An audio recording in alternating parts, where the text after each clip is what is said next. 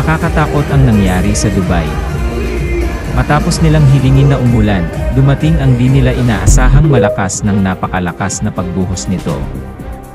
Nakakatakot na pagkulog at pagkidlat.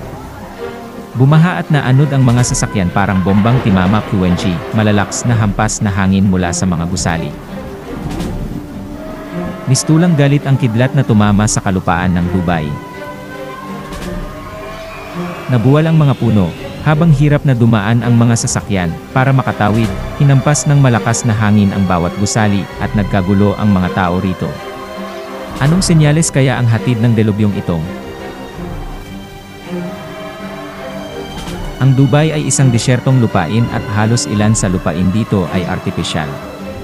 Nagtataas ang gusali. Malawak paliparan.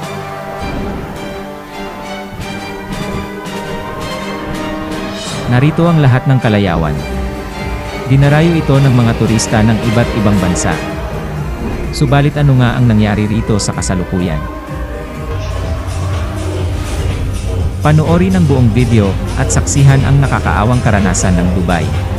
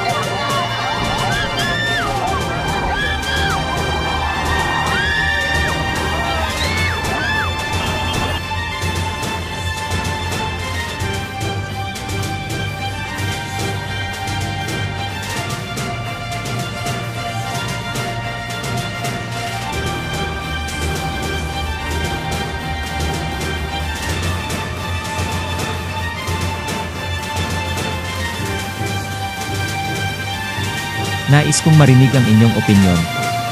Huwag mo rin kalimutang mag-subscribe para sa ating susunod na video. Maraming salamat kaibigan.